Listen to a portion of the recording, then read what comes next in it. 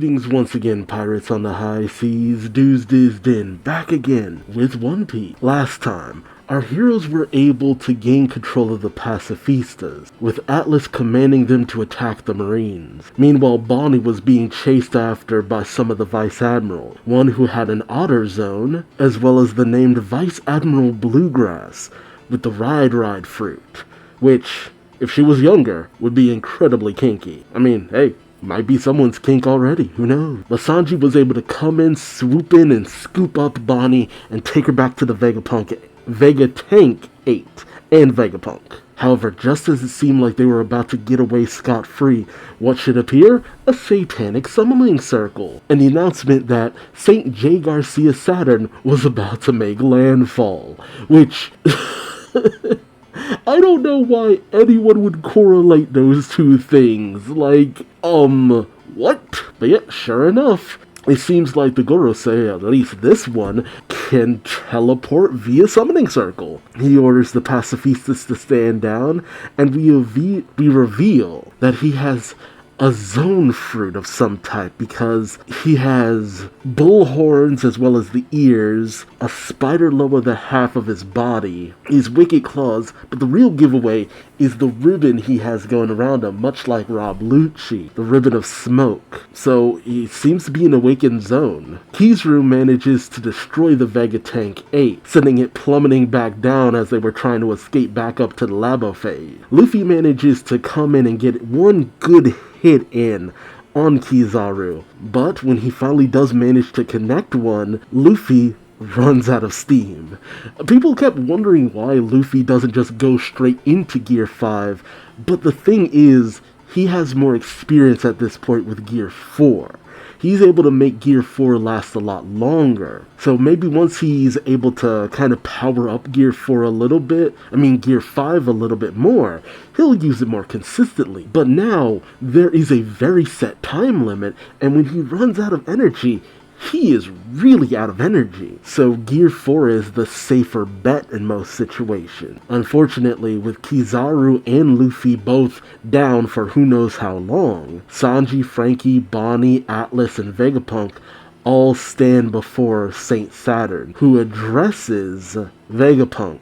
That is until Bonnie picks up a nearby katana and slams it right into Saturn. Although, let's be honest, I doubt that's the end of things. Though the irony was not lost on anyone in the fact that originally it was Bonnie who warned Zoro against harming one of the celestial dragons, and the first person to injure an elder was Bonnie herself. Mostly because it seems like he might have authorized the experiments that essentially killed Kuma, more or less. Hopefully maybe this time we'll learn what Bonnie learned from Kuma's memories. So join me as I find out.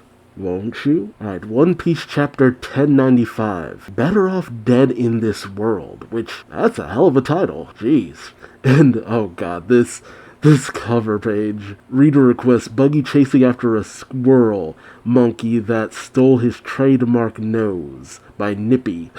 Oh god, cursed image, Buggy without his nose. Be careful, might bite into it thinking it's an apple or something. Alright, we pick up on Egghead as the announcement from the Marines rings out. Saint Saturn has disembarked. All units but Vice and Rear Admirals maintain distance from the island's center. Yeah, Commodore and below cannot gaze upon him. Avert your eyes from his holy form. Holy, yeah, right. And you see the Marines just booking it. Aside from that one guy who might not have fully heard the announcement, but then again, satanic summoning circle just appears and this monstrous thing shows up. Somebody's gonna look. But they're just booking it, yelling, "What? When did he come ashore? And how?" And as they run, they gossip amongst themselves. I've only seen them in portrait. What are those flashes of lightning? The admirals themselves will act for a single celestial dragon, and these are the pinnacle of those gods. You mean one of them came all the way here from Marijoa? And you see the lightning crackling in the distance as Saturn gazes down. at Bonnie, who has stabbed into him. Some of the Marines around yell out, "Bonnie, what have you done? Saint Saturn! She stabbed the Elder!" That man stands atop the very world itself.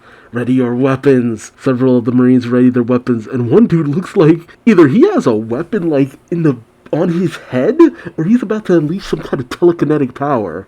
Vegapunk yells out to Bonnie, but she stands with determination, tears in her eyes, growling. But Saturn's eyes light up as he says, "Pipe down, you insects. If I were afraid of her sword, I would have avoided it." Huh. Does he have some kind of telekinetic power? That must have been what knocked off the one dude's head. So something about when his eyes glow. 'Cause he manages to knock back Bonnie with a single glance. He then grabs a hold of her. And as Sanji is about to rush in yelling out for Bonnie, suddenly he's hit by something too. What the hell? Saturn then pulls the sword out of his chest and it just seems to just heal itself. Okay, the hell? Oh. And Frankie just yells out, "Did the blood vanish?" Meanwhile, Sanji's been knocked for a loop and is on the ground, hacking and coughing. The Marines then try to go running in, saying, "Seize Vegapunk's group now, while we have the chance." But Saturn stops them, saying, "Wait, you fools. Don't be hasty. They cannot escape. Just ready your weapon." The Marines stand down, saying, "Yes, sir." Saturn then says, "This is rather sluggish work by your standards, Kizaru." And yeah, sure enough, Kizaru is on the ground. He legit got knocked the fuck down. Damn.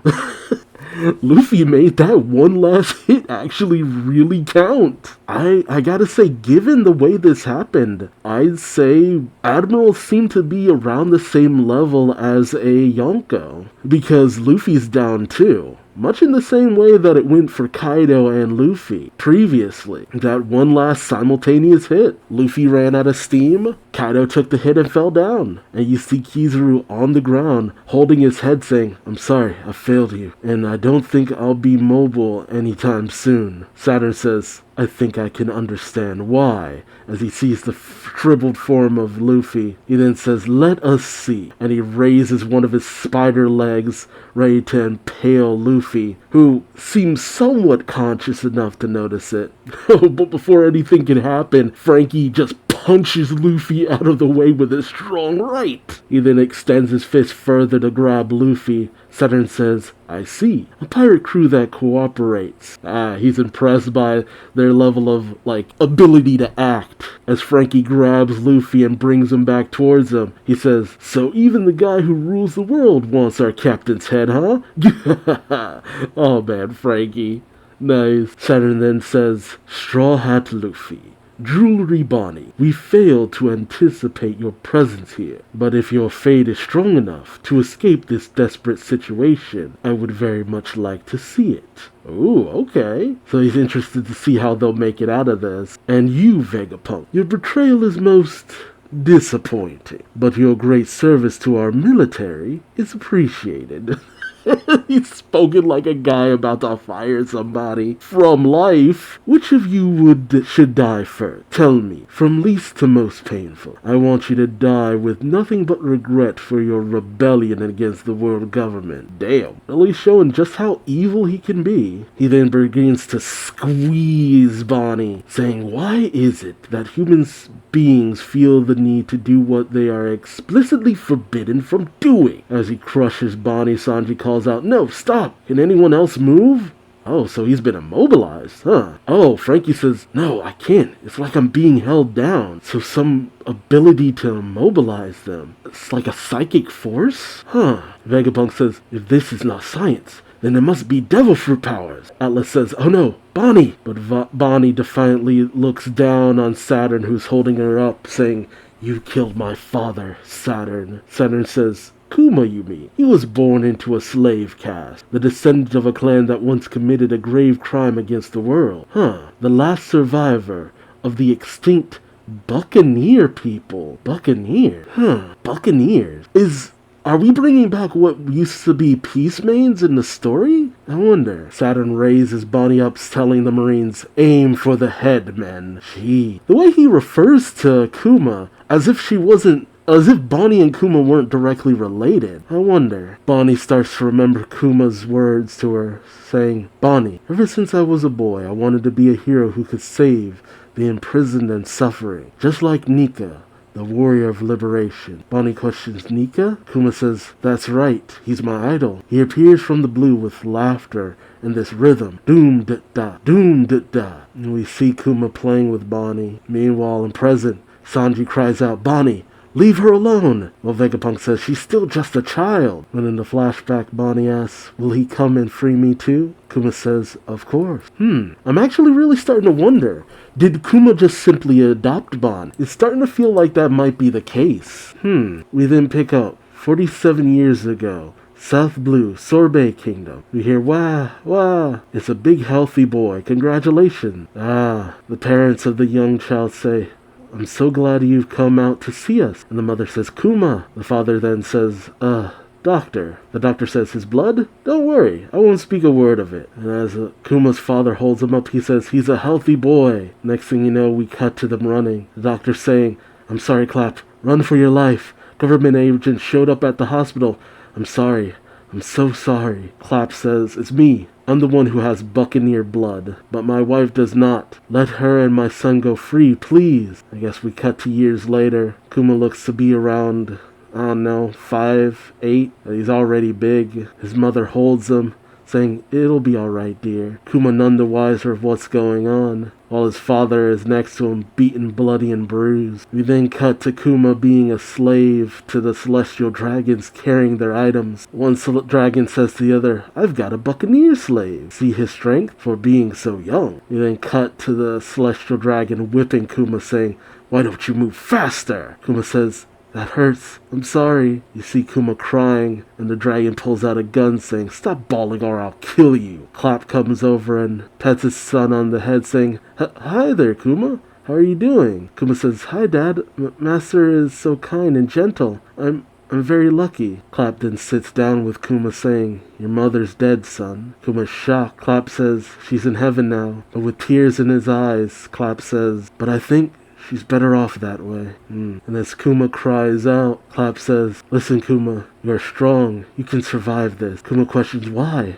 I'd rather be dead too. Clap tells him, the warrior of liberation will come. He'll show up and save you. Kuma asks who? Clap tells him, the sun god Nika. He's a legendary warrior whose story is told throughout our buccaneer heritage. One day, he'll show up and take you out under the sun to the sea of freedom. Nika is always smiling and laughing, and his rhythm brings laughter to people. Doom da da da, doom da da da, doom. And as Kuma begins to laugh, suddenly Clap is shot dead, with the celestial dragon saying, pipe down. Hey, holy crap. We then cut to 38 years ago in the West Blue. So Kuma would have been 9, yeah. So Kuma before, at most he was like around 8, maybe. So once he reached his 9th year, we cut to the West Blue. There seems to be an auction at the Celestial Dragon saying, you have waited 3 long years. So now is the time again for our great sport, the native hunting competition. Our arena this time shall be the unaffiliated land of God Valley. Unaffiliated land. Oh, so they do like hunts on lands unaffiliated with the world government? Oh, snap. Okay, shoot. I just kind of accept a lot of this because it's just like, it's the Celestial Dragons. I just expect them to be awful. Kuma's mother and father dying in captivity for the pettiest and stupidest of reasons. It's just like, yeah, no, that makes a lot of sense. It's not even shocking. I can't even be like really emotionally sad about it because it's like, no, it's trauma. It's the usual trauma. The anime might hit me a little bit harder, but it's just like with the manga, it's just like, yep, trauma. And we see several marine vessels come into God Valley, as the dragons say. This place, which has the audacity to name itself the Valley of God, possesses ample natural resources. We will hold our customary manhunt here and claim this island for the world government. Oh, okay then. Our understanding of God Valley was very off. Very very off. Well, damn. And those chests at the auction, did they have devil fruits? Or, I mean, it's very similar to the way that Shanks was found in one of the chests. The king yells out, "How dare you? You intend to kill my people for a game? It's insanity. This is our land." And, I don't know, some servant of him says, "Your Majesty." And the king is cut down by a very familiar looking silhouette. And the woman cries out, "Eek, Your Majesty!" Oh, Holy Knight, Saint Figurlin Garling. He just offed the king right then and there. The announcer says, "Oh ho ho, not so fast, Saint Garling. No head start." And we see several female celestial dragons swooning over Garling. It's odd that he's the only one not with his head in a bubble like the others. But then again, the Gorosei, they're not wearing the bubbles either. I wonder what it is about them that they don't wear the bubbles when they come down to the lower levels, as it were. The announcer says he already struck down the king of the natives. Heavy favorite St. Garling will start with negative 10,000 points. Gee. Garling says, "The handicap will make for better competition." And his sword looks a lot like Shanks' sword. Figurelin. The announcer says, in addition to the rabbit natives, geez, we have a selection of problem slaves and criminals to hunt. Gee. Whoa. Wait, even all that time, we see Saturn who looks the same. Okay, so maybe they don't age. 'Cause Garling's gone from a young man to an old man in the past almost 40 years, and yet Saturn still looks the same, white beard and all. Maybe people were right. Maybe they are immortal. But looks like a CP something agent reports to Saturn saying, "They've caught the escaped child, sir. The Buccaneer boy." And this is the memory that Bonnie originally saw that we picked up with. Those slaves who hunted after Kuma beat him up and brought him back. They say, "Damn you for running away. They're going to hold all 10 of us responsible for you. If you escape, they'll kill every last one of us." Oh, jeez. Okay. See, we hear a very familiar "Yeehaw!" Hey, hold it right there. You must be the grand prize, the Buccaneer. No wonder you're so big. You've got giant blood, I hear. Kuma wakes up to see the slave Imperio Ivankov and the slave Ginny, who's eating a piece of meat, who says, my bro's pretty big too, eh?" Ivankov says, "Only my face." "Hey, shut up. Look at all those gloomy, miserable faces. Well, I choose life. What about you?" Okay, I feel like there's a number of ways this can go. Ginny, just the way she's eating, kind of makes me think of Bonnie. So, if Ginny is... Because she's not called Emporio Ginny. She's just called Ginny. So they might not be blood related. So she might just be calling him bro, like as a friendly kind of thing. But Ginny feels like she could be Bonnie's mother if, Kuma is Bonnie's father. And Bonnie did have that distorted future thing where she ended up looking just like Kuma, all buffed up and stuff. So if giant blood, so Buccaneers are part giant? That is a lot to take in. Oh, hell. Alright, we're having the flashback though. So over time, we'll learn, I didn't think Eva was a slave too, just like Kuma, or that their enslavement went back this far. Ginny is either dead, well, just dead, unless we know a Ginny in some other context, or we'll see her in some other way somewhere down the line. I'm predicting that Kuma must come in at the last minute and save Bonnie at the cost of whatever is left in his robotic shell. Some lingering programming that Vegapunk put in. But this really does explain why Bonnie has a problem with Saturn, because from some of the earliest days, Saturn just kept making Kuma's life hell. And no wonder Rox came after the dragons, because all these dragons, a wealth of loot to just take. God Valley, where a whole bunch of dragons, celestial dragons, were just there, out in the wild. But the sheer idea that Garp and Roger defended them, especially given what they had come here to do, I don't know. Why would Roger defend them? There must have been more to it than that. What was Rox after here? And Figureland was named the champion of God Valley. The champion of the hunts? How many people would he have had to kill to have that take effect? And what power does Saturn have? They must have had the Eternal Youth surgery done on them, the Gorosei in general. So they've been around for a long time, never aging. Eternally old though. But, so many questions. What power does he have that's able to restrict everyone with a glance? That is able to impact and hit everyone with a glance? Even decapitate someone pretty much with a glance. Like, it's almost like a psychic ability. And was Saturn the only Gorosei here? Or were the others here as well? Let me know your thoughts and theories in the comments section below. And with both Kuma and Ivankov all here, two people who founded the revolution with Dragon, how does Dragon come into play? When does he come into play? Yeah, I want to hear from you. So like, comment, subscribe if you enjoyed the ride. Thank you so much for watching, and until next time, I've been Duuz-Diz-Din, and I hope to see you later. Take care. Bye-bye.